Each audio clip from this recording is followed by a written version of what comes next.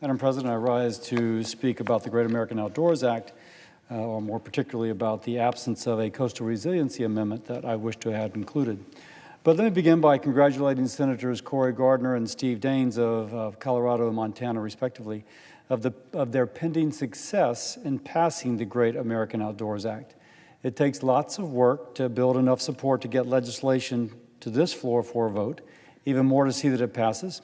The people of Montana and Colorado should be proud of how their senators fought and delivered billions to restore their national parks. I commend my colleagues.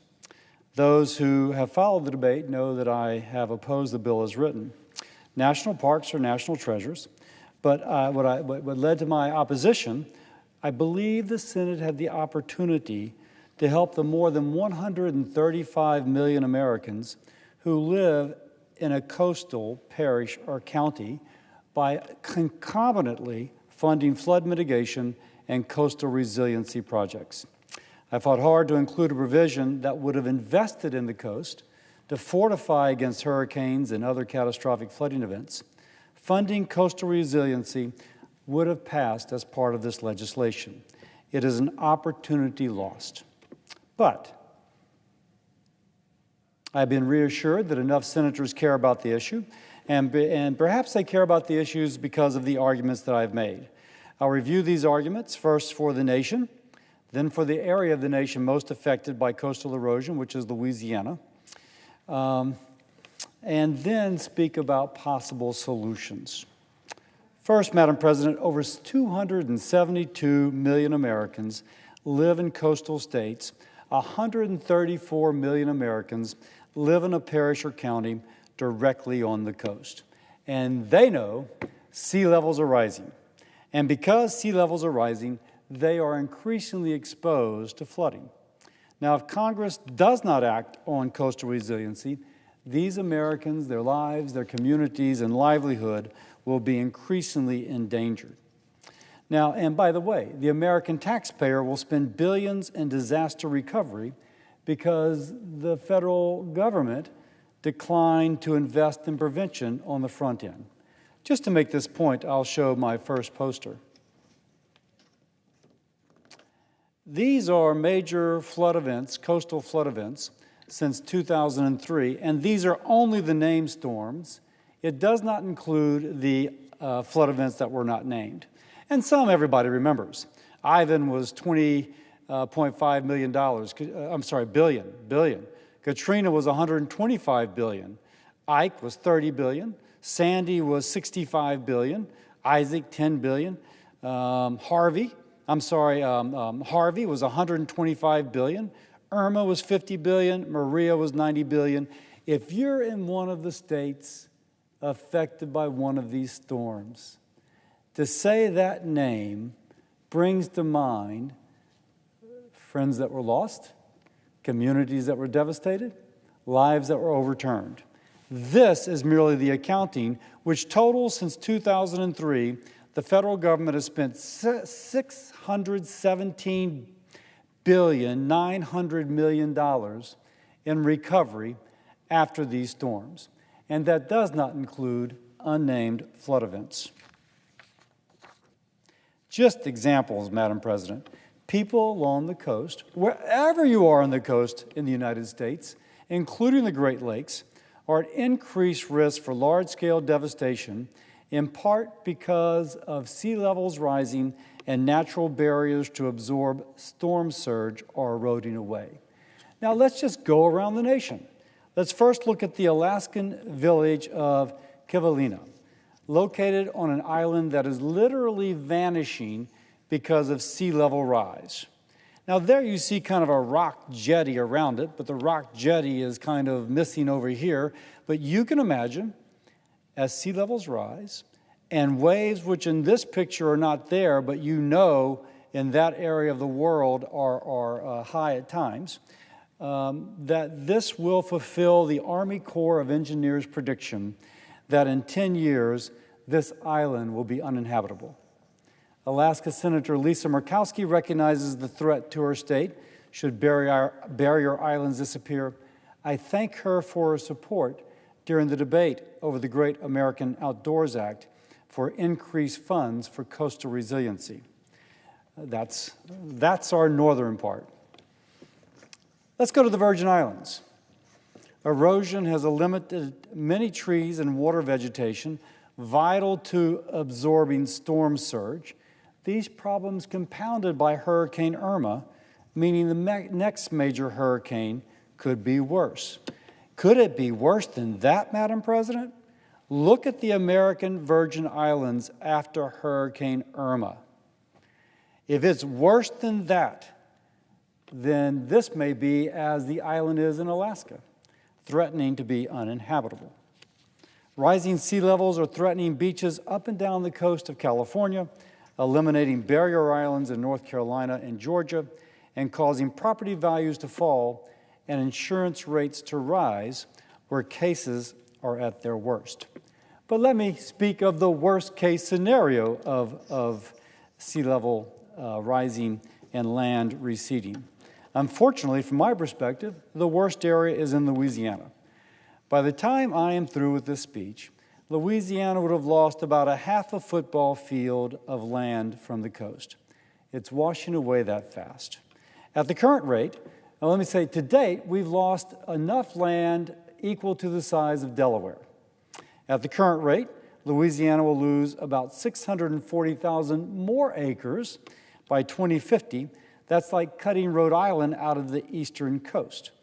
I mentioned Rhode Island, and we'll take that opportunity to thank Sheldon Whitehouse from Rhode Island for recognizing the challenges coasts face and working with me to provide more support for more resiliency. He actually came down and looked at our plan. And wherever you see red, in a very reasonable scenario, that land will be gone by 2050, or by year 50. And you can see that New Orleans effectively becomes an island. Can you imagine what the federal government would have to pay if a big storm came through without any wetlands to decrease the intensity, and that would damage not just New Orleans, but all the ports that inland United States depend to get their goods to the rest of the world? But more on the importance of that port system later. As the marshes sink into the Gulf, Louisiana is losing more than our treasured wetlands and the wildlife who call them home. We're losing natural barriers that save populated areas from the full brunt of hurricane forces. According to NOAA, peak floods can be reduced by up to 60% in watersheds that contain 15% wetlands. These wetlands act as natural sponges for floodwaters and buffer storm surges. The wetland vegetation holds the sediment in place with their roots, and this preserves the land and further helps to absorb waves. Now, what I just described is a dire forecast, Madam President, but it's also a reality which is playing out. We had a storm a week ago. Tropical Storm Cristobal struck Louisiana. Here we see images of a damaged levee system in Grand Isle where storm surge completely washed away 2,000 feet of protection.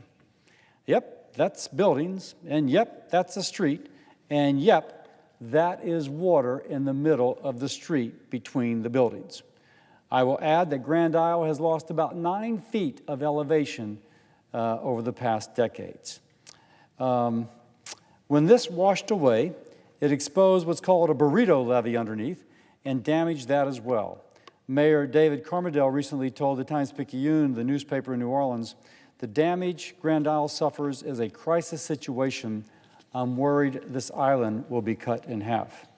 Cristobal also flooded the old Mandeville neighborhood. Oh, this is Mandeville, and this is Cristobal, okay.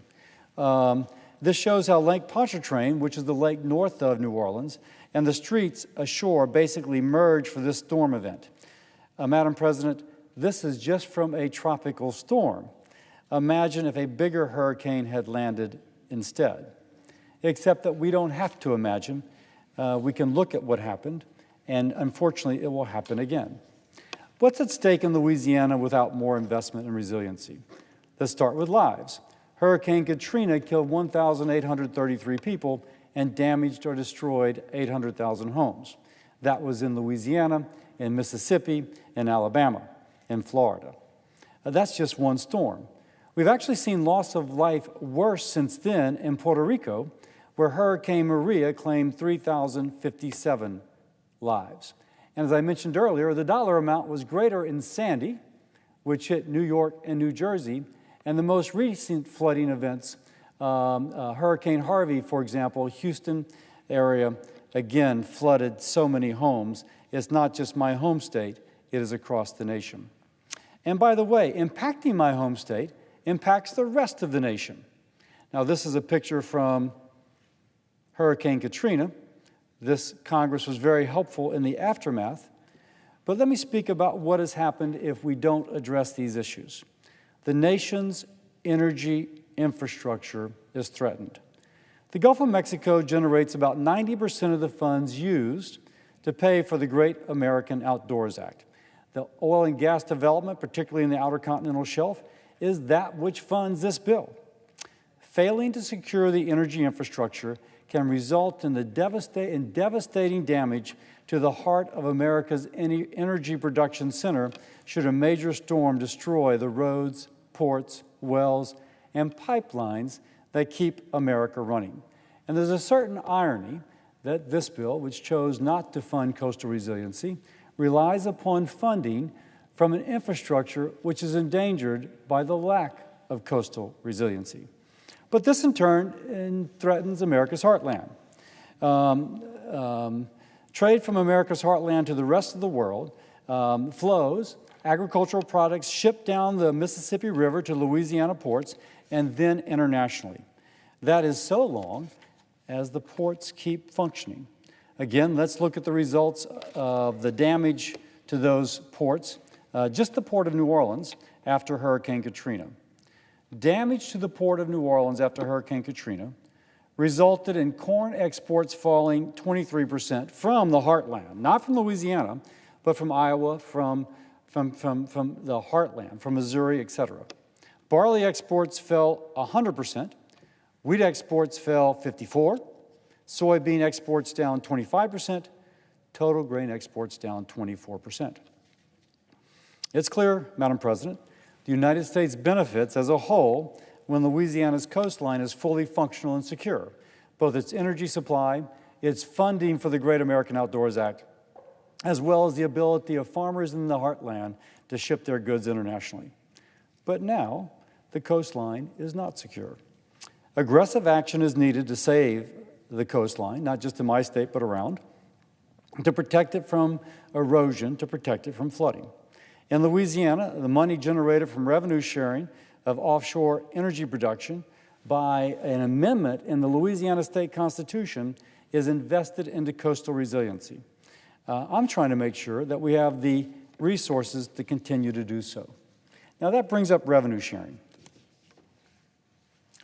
As I've said before, oil and gas development in the Gulf of Mexico generates 90% of the funding for the Great American Outdoors Act. And the Gulf Coast contributes billions of revenue to the Treasury annually. But the amount of money that's shared with our coastline is, quite small relative to what inland states receive. And I bring this up because someone said, well, Louisiana does get money from the coast. Now, let me just kind of explain this slide. In this slide, this is the total amount of revenue for the federal fisc for fiscal year 2018 from oil and gas development in the Gulf of Mexico. And you can see there's close to $5 billion generated. And these states here, Alabama, Louisiana, Mississippi, Texas, share $375 million of that money. But let's look at some inland states. Here's all the revenue from the inland states, and best I can tell, New Mexico in that same year got about $1.25 billion. Wyoming got $1.15 billion. Colorado did pretty well. They got, looks like, about $400 million or $500 million. So the Gulf Coast states split between them $375 million from a total of about $4.8 billion. New Mexico gets 50% of the money generated in their inland areas, and so they get close to $1.25 billion. Louisiana could do so much with $1.25 billion to protect, to rebuild its wetlands, the infrastructure for energy, the infrastructure for ports, and I could go on. So folks are right. We do currently participate in revenue sharing. It is a shadow of what other states get with far less of a total amount. By the way, our amendment would, which I have written with Senator Whitehouse, is based upon what is called GOMESA, the Gulf of Mexico Energy Security Act. And in that, Gulf states keep 37.5% of the revenues up until a cap of $375 million. I've mentioned that cap already. Additionally, there's $125 million put into the Land, Water, and Conservation Fund, that which is now going to receive an additional $900 million annually from the Great American Outdoors Act. My coastal amendment would remove that cap, meaning that Gulf states would have a more equitable share of the revenue we produce. Now, the LWCF would continue to get the $125 million it would receive, but there would be another amount of money that would go into the LWCF portion of this that would, under our amendment, go into a coastal resiliency fund. And that coastal resiliency fund would be used all around the nation. It could be used in Florida, in Georgia, in Maine, in Alaska, in Washington State, Hawaii, you name it, where we have beach communities threatened and coastal parishes and counties regularly flooding. This money would be available. What I'm asking for is for fair treatment for the states that put in the work and contribute so mightily to the rest of the country. Hopefully with this, we can turn the tide of land loss. By the way, the amendment we have is also combined with revenue sharing for offshore wind. This is Senator Sheldon Whitehouse's idea, and so in the immediate and intermediate, there would be revenue sharing from oil and gas development. In the long term, there would be revenue sharing from offshore wind as our nation transitions to more of that as an energy source. Now, Madam President, I've talked a lot about gloom and doom in this speech. Let's end on a hopeful note. Not all is lost. With smart strategies and funding, we can turn the tide on erosion, rebuild land, and strengthen the coastline. There are examples of what is working. Terrebonne Parish is in South Louisiana. It is right on the Gulf of Mexico. It has a new flood wall which recently saved 10,000 households from flooding. Now, we invested in flood protection. And we saved 10,000 families from flooding. We saved money for the National Flood Insurance Program. A community is intact. Kids still go off on Saturday and play ball. People still go to their job on Monday. Investing on the front end saved a heck of a lot on the back end. Lives, communities, and money for the federal taxpayer. Let's look at a coastal rebuilding project we have. Davis Pond is an area along the Mississippi that is eroded. And this is Google pictures. And here you can see in February of 1998, erosion had occurred such that all this, which is along the coast, had eroded. And you can see kind of a big lake right there. And you can see kind of a breakup of the land. And you have a sense of an unhealthy nature. Even though this is a black and white, nonetheless, you have that sense. A diversion was built so that Mississippi River water could flood this area. In the 20 years since, you can see that the lake is filled in, that it's still wetlands, it's still marsh, but here you have vegetation growing. Back here, if you stepped out of the boat, you sank into water. Now you step out of the boat, and the vegetation is so thick, it supports you as you walk along. This is what can happen with wise management. Look at this community. This community is now protected because we now have a barrier of wetlands. So rebuilding wetlands saves communities. It allows nature to do its work. it saves the taxpayer dollars in the long end. I'm going to show another example of Mardi Gras Pass, a naturally forming distributary of the Mississippi River that is building new land. Mardi Gras Pass has grown by 13 acres since 2012. So let's see if I have my picture straight here. Here's the Mississippi River, and here's where the river kind of spontaneously broke through, right in this area right here. And since then, as it continues to flow through, we have something which doesn't look very healthy here, which increasingly has vegetation. Here's a bayou, which increasingly is building up vegetation. And I'm not sure these pictures do it justice, but now you actually have trees growing, and you have such a density of land being built that you now again have oak trees such as Louisiana is famous for. We can rebuild our coastline. The Mardi Gras Pass delivers fresh water, nutrients, sediments to 15,000 acres of coastal marsh. Now, the projects take time, but they never get started without funding, the type of funding I advocated to be included in the Great American Outdoors Act. The amount we could spend on the front end and save lives and dollars for the federal taxpayer compared to the expenses required for storm recovery.